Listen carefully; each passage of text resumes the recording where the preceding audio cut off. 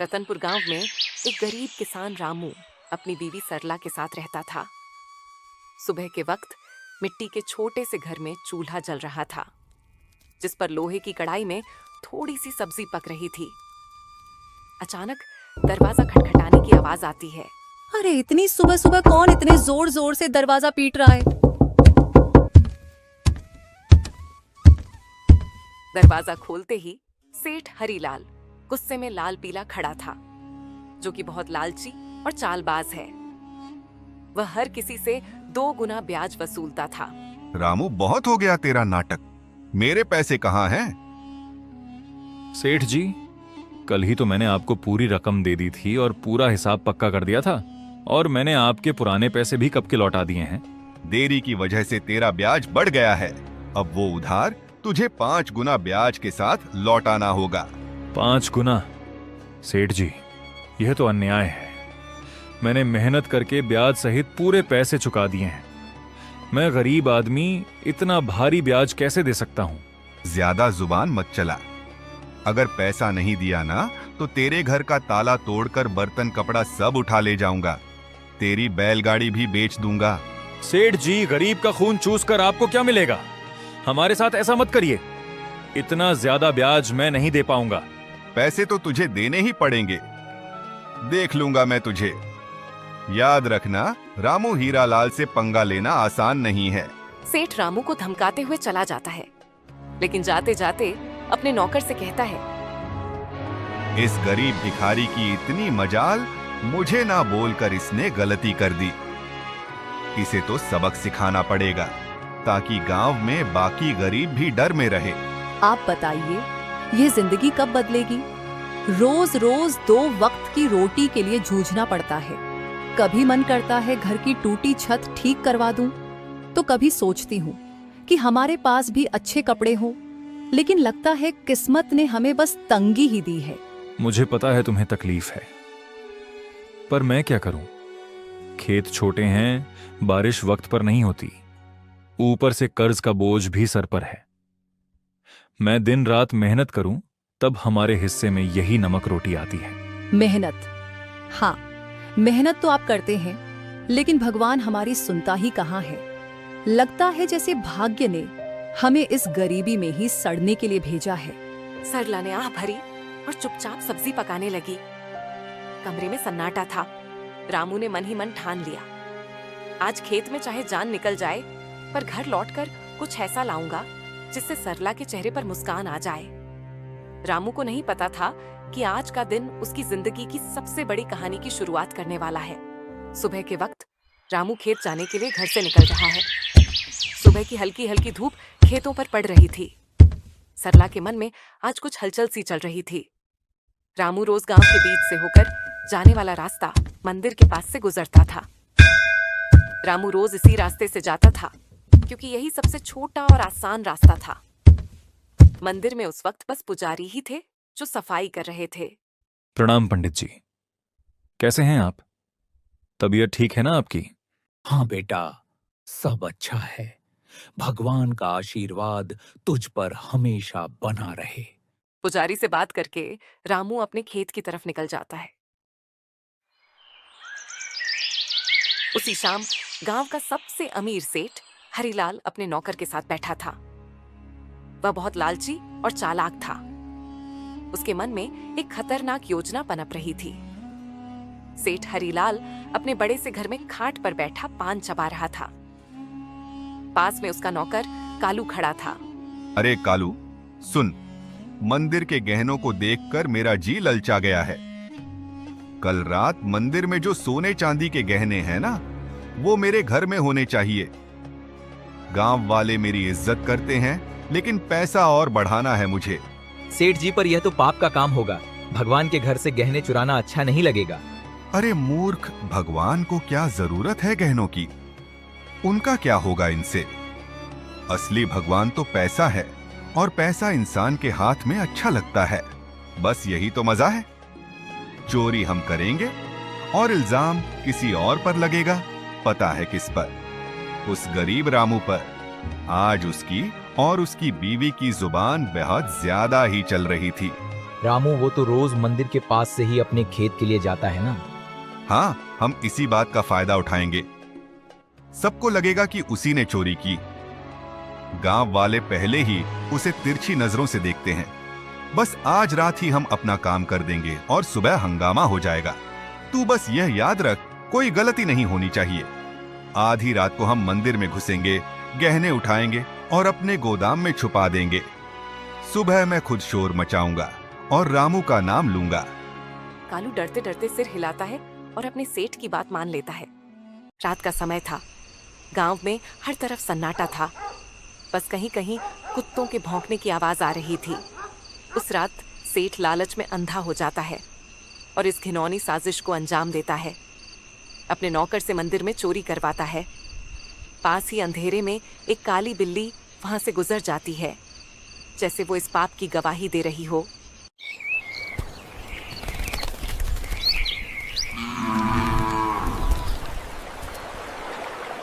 अगली सुबह गांव के बीचों बीच मंदिर के सामने एक भीड़ इकट्ठी हो गई थी। हर कोई जोर जोर से बातें कर रहा था। माहौल में घबराहट और गुस्से की गूंज थी। अरे, ये क्या हो गया? मंदिर के सारे सोने के गहने रातों रात गायब हो गए। इतना बड़ा अपशकुन, भगवान के गहने चुरा ले गया कोई। ये तो बहुत बुरी बात है। इसी बीच रामू रोज की तरह खेत की तरफ जाने के लिए उसी रास्ते से गुजर रहा था। भीड़ देखकर वो रुक गया और पास आ गया। अरे क्या हो गया भाई लोग? इतनी सुबह सुबह ये भीड़ किस बात की है?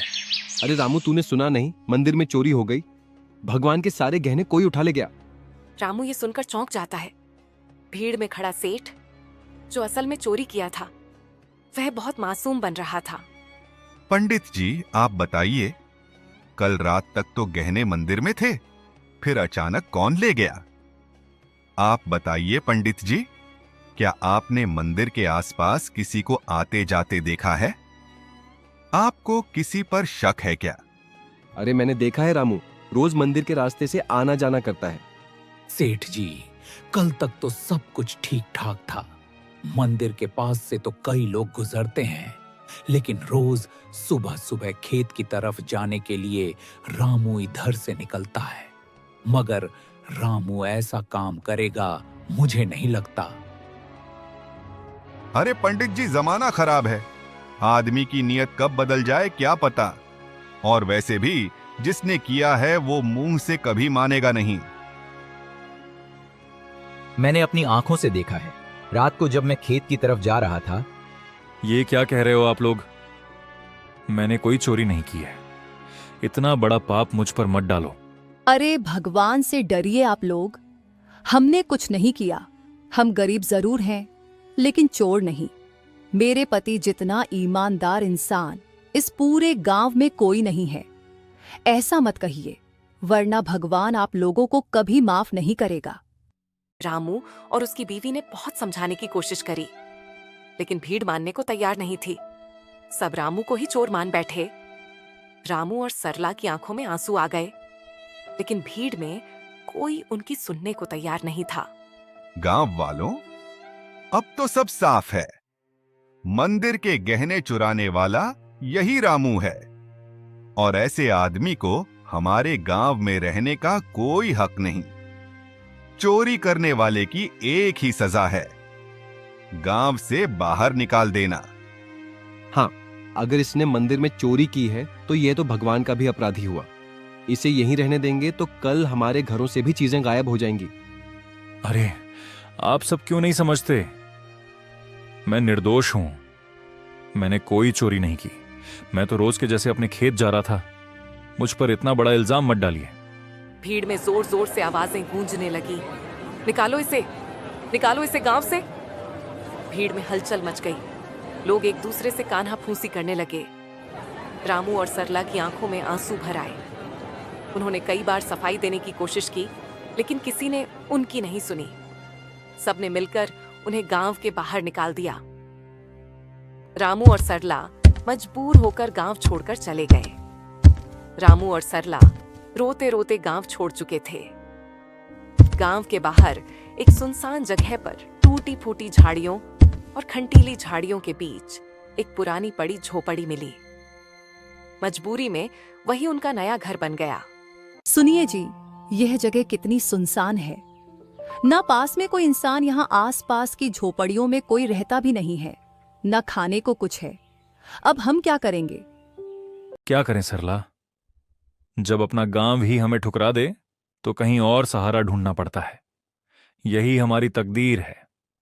मैं तो ये सोच रहा हूं आखिर चोरी की किसने है और इल्जाम मुझ पर डाल दिया गया। मैं असली चोर का पता लगा कर रहूंगा। दिन ढल गया। सरला रोते रोते सो गई। रामू सारी रात परेशान बैठा रहा। अगली सुबह जब रामू उठा तो उसने देखा कि सरला रो रो कर भूख से कमजोर हो गई है। सरला, तुम यहीं रहो, मैं कुछ खाने के लिए लाता हूं, फिर अपने खेत जाऊंगा दूसरे गांव से होते हुए। तुम दरवाजा अंदर से बंद करके आराम करो। इतना कहकर रामू जंगल की ओर चला गया। रामू ने सरला को कुछ फल और आसपास की नदी से पानी लाकर दिया। रामू दूसरे गांव से होते हुए अपने खेत जाने के लिए निकल गया। अचानक घने जंगल में सामने से एक साधु बाबा प्रकट होते हैं। उनकी लंबी दाढ़ी और वस्त्र उन्हें अलग ही आभा दे रहे थे।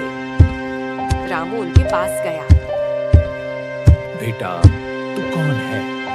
तेरे चेहरे पर चिंता की रेखाएं साफ दिख रही हैं। बाबा, मैं इस गांव का ही रहने वाला हूं, पर अब गांव वालों ने मुझे निकाल दिया है। सब लोग मुझ पर चोरी का झूठा इल्जाम लगा रहे हैं। मैंने कोई चोरी नहीं की।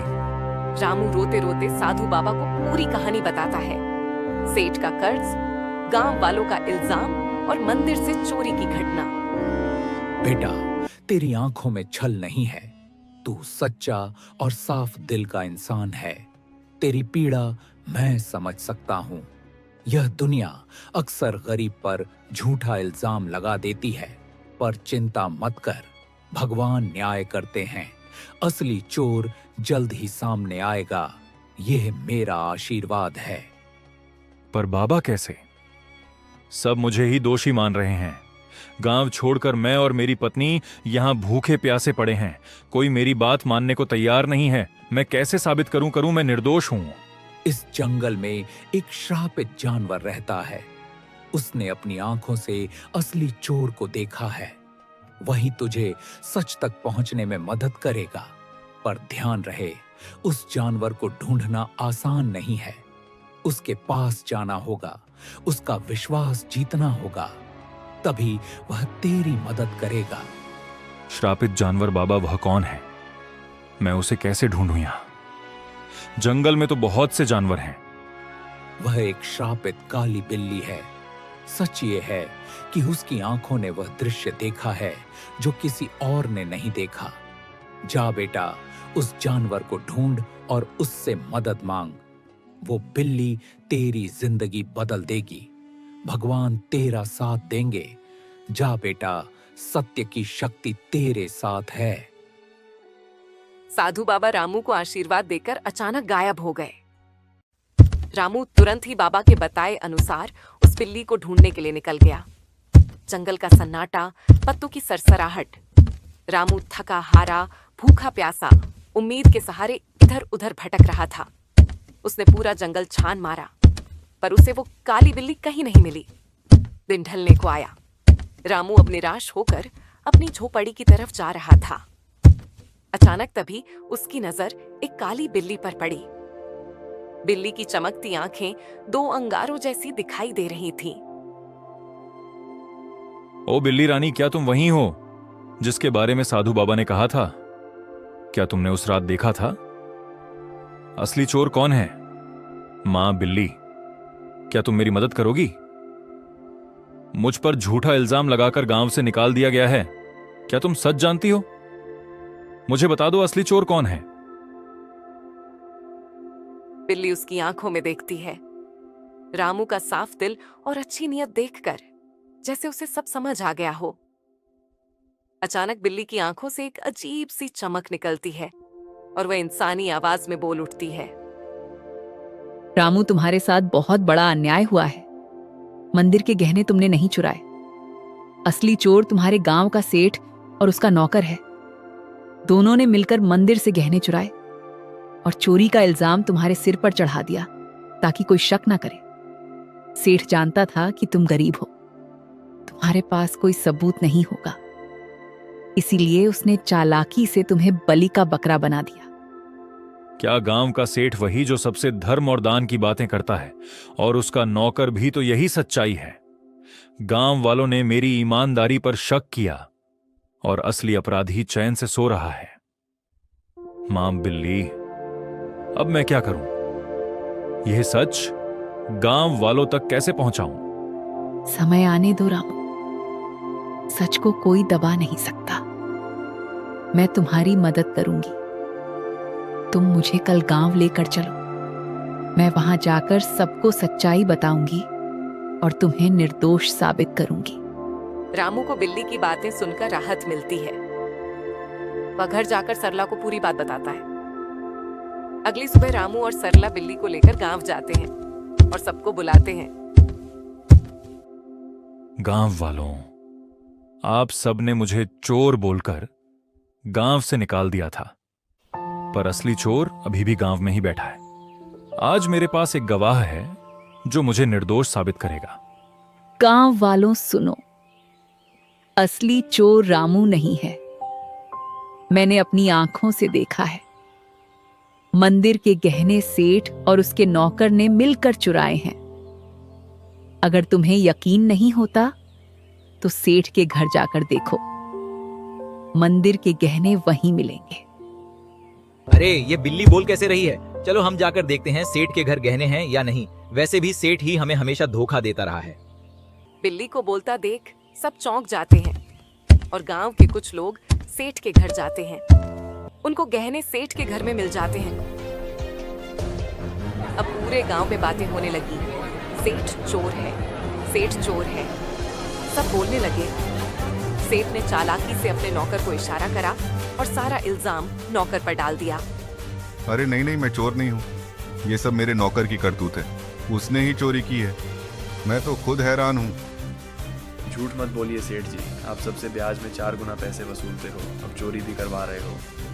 ठीक है, अगर तुम सब कहते हो तो इस नौकर को सजा मैं दूंगा, क्योंकि यही असली चोर है। मुझे इस बारे में कुछ नहीं पता था।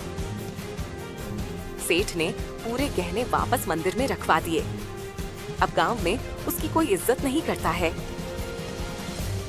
पूरे गांव वालों ने रामू से माफी मांगी। उन्हें अपनी गलती का एहसास हो गया। सबने पूरे आदर सम्मान के साथ रामू और सरला को गांव वापस बुलाया। रामू और उसकी पत्नी सरला अब वापस अपने घर आ गए थे। शाम का समय, हल्की ठंडी हवा चल रही है। रामू बोलने वाली बिल्ली के साथ खेत की तरफ जा रहा था। मां बिल्ली, आज अगर तुम ना होती तो मेरी जिंदगी बर्बाद हो जाती। तुम्हारे ही कारण ही मुझे इज्जत वापस मिली। तुम्हारा बहुत बहुत धन्यवाद। रामू, अब मुझे तुमसे एक आखिरी बात कहनी है। अचानक तेज रोशनी बिल्ली के चारों ओर फैलने लगती है। बिल्ली चमकने लगती है और पल भर में वह एक सुंदर अप्सरा में बदल जाती है। रामू आश्चर्य से पीछे हट जाता है। अरे ये क्या हुआ? तुम अचानक अप्सरा कैसे बन गई? कौन हो तुम? हाँ रामू, मैं एक अप्सरा ही हूँ। मुझे स्वर्ग से श्राप मिला था। मैं इस श्राप से मुक्त होने के लिए ही धरती पर आई थी। जब तक मैं धरती पर किसी सच्चे और भले इंसान की मदद नहीं करती, तब तक मैं इस बिल्ली के रूप में ही रहती। तुम एक सच्चे और ईमानदार इंसान हो, इसलिए तुम्हें बचाकर मैंने भी अपना श्राप तोड़ दिया। अब मुझे मुक्ति मिल चुकी है। तुम्हारी ईमानदारी और भलाई ने मुझे श्राप से मुक्त कर दिया है। तुम्हारा बहुत बहुत धन्यवाद रामू। मैं बहुत खुश हूं। मैं तुम्हें वरदान देना चाहती हूं। तुम्हें जो चाहिए बेझिझक कहो। रामू की आंखों में चमक आ जाती है। वह भावुक होकर अप्सरा को प्रणाम करता है। देवी, मेरी जिंदगी गरीबी से घिरी हुई है। मैं दिन रात खेतों में मेहनत करता हूं, मगर फसल कभी अच्छी नहीं होती। ऊपर से कर्ज का बोझ है। मेरे परिवार के लिए 2 वक्त की रोटी जुटाना भी मुश्किल हो जाता है। रामू, मैं तुम्हें वरदान देती हूँ। तुम्हारी परेशानी अब समाप्त होगी। जंगल के बीच में एक लाल फूल के पौधे के पास एक चमत्कारी फल का पेड़ है। वह पेड़ स्वर्ग से आया है। उस पेड़ का फल सिर्फ ईमानदार इंसान ही खा सकता है। तुम वहां जाओ और वह फल खाओ। तुम्हारे खेतों में समृद्धि होगी, कर्ज मिट जाएगा और जीवन खुशहाल हो जाएगा। बस याद रखना, तुम हमेशा इसे ही रहमदिल रहना, वरना तुम्हारी जिंदगी वापस वैसे ही हो जाएगी। सुखी रहो रामू। अब मैं चलती हूं। अपना ख्याल रखना। रामू को वरदान देकर अप्सरा अचानक गायब हो जाती है। रामू जंगल में चारों तरफ उस चमत्कारी पेड़ को ढूंढता है। सूरज ढलने को होता है। थका हारा रामू अचानक लाल फूल के पौधे को देख लेता है। रामू धीरे धीरे आगे बढ़ता है और देखता है कि पौधे के पीछे एक सुंदर चमकदार पेड़ खड़ा है। पेड़ की टहनियों पर सुनहरे फल चमक रहे हैं। रामू श्रद्धा से पेड़ के पास जाता है। पेड़ देवता, मुझे अप्सरा ने आपके पास भेजा है। मैं गरीब किसान रामू हूं। क्या मैं आपके फल खा सकता हूं? अचानक पेड़ से आवाज आई। रामू, मुझे सब पता है। तुम सच्चे और भले इंसान हो, इसीलिए अप्सरा ने तुम्हें यहां तक पहुंचाया है। तुम मेरा एक फल खा लो, तुम्हारी सारी परेशानियां मिट जाएंगी और तुम्हारा जीवन खुशहाल हो जाएगा। रामू पेड़ से एक सुनहरा फल तोड़कर खाता है। अचानक उसके शरीर में एक अजीब सी ऊर्जा दौड़ जाती है। वह पेड़ को धन्यवाद करके अपने घर की ओर निकल जाता है। और जैसे ही वह घर के पास पहुंचता है, उसकी झोपड़ी एक सुंदर बड़ा आलीशान घर में बदल जाती है। रामू दंग रह जाता है। उसकी पत्नी बाहर आकर चौंक जाती है। अरे सुनिए, ये क्या हो गया? हमारी झोपड़ी कहाँ गई? इतना बड़ा घर कैसे बन गया? क्या यह घर हमारा है? हाँ प्रिया, ये सब भगवान की कृपा है। जंगल में मुझे एक अप्सरा मिली। उसने मुझे चमत्कारी पेड़ का रास्ता बताया। उस पेड़ ने मुझे फल दिया और जैसे ही मैंने खाया, हमारी किस्मत बदल गई। हाँ, मगर याद रखना, यह चमत्कार हमें सिर्फ इसलिए मिला है क्योंकि हमने कभी बेईमानी नहीं की। यह वरदान हमें हमारी मेहनत और ईमानदारी की वजह से मिला है। इतने सालों की गरीबी के बाद अब हमारी जिंदगी बदल गई। भगवान का बहुत बहुत धन्यवाद। अब रामू और सरला अपने नए घर में खुशी से रहने लगे। पर रामू अब भी साधारण कपड़ों में ही रहता था। उसके अंदर जरा सा भी घमंड नहीं आया। उसने हमेशा उस अप्सरा की बात याद रखी। अब रामू गांव में सबकी मदद करने लगा। उसके घर में हमेशा अनाज भरा रहता था और मेहमानों के लिए दरवाजे खुले रहते थे। वह गांव के सारे जरूरतमंद लोगों को अनाज बांटता था। सारे गांव में रामू की बातें होने लगी। हर कोई अब रामू की बहुत इज्जत करने लगा था। एक दिन गांव वालों को रामू की तारीफ करते सेठ हरीलाल ने सुन लिया। ये सब देख हरीलाल को जलन होने लगी। यह सब दिखावा है। कोई इतना अमीर अचानक कैसे हो सकता है? जरूर इसके पीछे कोई बड़ा राज है। अबे कालू सुन, तू जरा रामू पर नजर रख और पता कर कि इसके पास दौलत आने का असली राज क्या है। एक दिन सेठ का नौकर रामू का पीछा कर रहा था। उसने देखा कि रामू जंगल में जाकर उस चमत्कारी पेड़ से बात कर रहा है। कालू चुपके चुपके रामू की सारी बातें सुन रहा था। सेठ जी, मैंने सब देख लिया, सब पता कर लिया। रामू उस जंगल के बीच वाले पेड़ से बात कर रहा था। उसने उस पेड़ का फल खाया है, जिसकी वजह से उसकी गरीबी दूर हुई और वह अमीर बन गया। क्या सच में? तो चल अभी उसी पेड़ के पास चलते हैं। अगर रामू अमीर हो सकता है तो मैं क्यों नहीं? मैं तो उससे भी बड़ा अमीर बनूंगा। मेरे पास तो पहले से ही ताकत और पैसा है। उस पेड़ को मैं अपनी मुट्ठी में कर लूंगा। सेठ लालच में आकर तुरंत अपने नौकर के साथ जंगल की ओर निकल गया। पर उसे क्या पता था, आज यह लालच उसे ले डूबेगी। वो लोग पेड़ के पास पहुंचे और फल तोड़ने की कोशिश करते हैं, पर एक भी फल उनसे नहीं टूटता। सेठ गुस्से में आकर पेड़ से कहता है, ओ पेड़, सुना है तूने रामू को फल देकर अमीर बनाया है। अब मुझे भी अपने फल दे। जल्दी कर। मैं इस पूरे गांव का सबसे बड़ा आदमी हूं। अब मैं और भी शक्तिशाली बनना चाहता हूं। सेठ, तू लालची है, अहंकारी है और बेईमान है।